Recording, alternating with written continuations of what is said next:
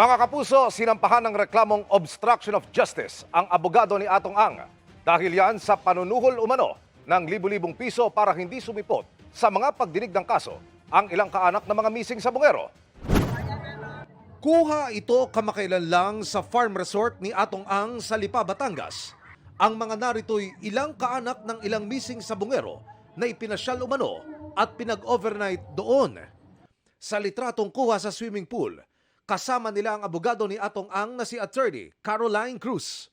Ayon sa hindi sumamang kaanak ng ilang nawawala, paraan ito para suyuin ang mga complainant na iatras na ang demanda. Doon po sa outing kasi, kakausapin sila isa-isa tatanungin ano bang kailangan nyo, ano bang gusto mong kabuhayan. Lahat talaga na makakatulong pansarili nila, ibibigay nila kapalit nun ng hindi pag-attend sa kaso.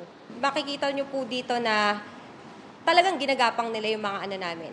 Binubulag nila sa pera. Binubulag nila sa lahat ng mga luho. Batid-anya nila yan dahil minsan na silang inalok ng tulong pero napagtanto nilang iba ang puntirya ng mga nakikipag-usap.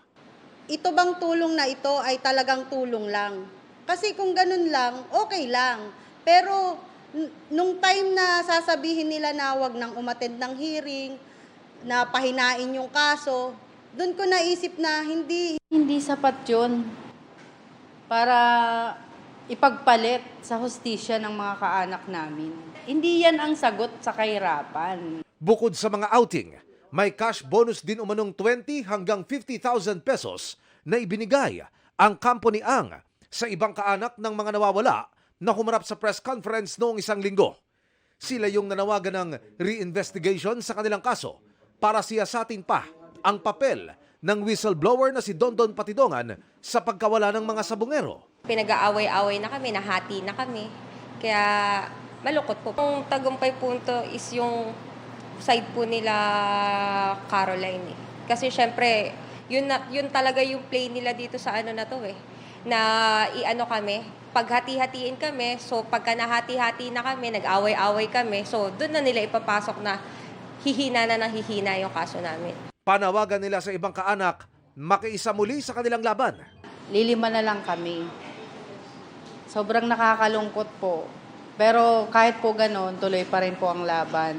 May pagkakataon pa para ipagpatuloy natin ang mga ipinaglalaban natin sa ating mga mahal sa buhay. Huwag kayong magpabulag, pera lang yan. Pera lang yan, nauubos yan. Hindi dapat kami maghiwalay kasi alas nasa kalahati na kami. Nung una, dati hinahanap namin ng validation kung sino ang mastermind. Ngayon, meron na kami whistleblower at vinalidate niya na kung ano talaga ang nangyari. Ngayon pa nagkaroon ng pagbabago. Kanina naghain ng reklamong obstruction of justice sa DOJ laban kay Cruz ang tatlong kaanak ng mga nawawalang sabungero. Ayon sa mga nagreklamo, sinuhulan umano sila ng libu-libong piso para hindi na sumipot sa mga pagdinig ng kaso.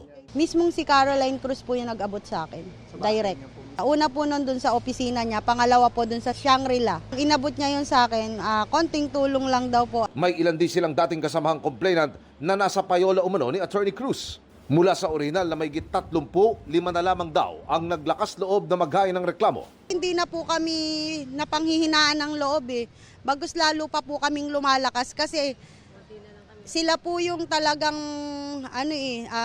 lumalapit or gumagawa ng paraan para po mapawalang bisa tong kasong to Patuloy namin sinusubukan na makunan ng panig ang kabilang grupo ng mga kaanak ng mga nawawalang sabungero, pati si Attorney Caroline Cruz. Emil Sumangil, Nakatutok, 24 Oras.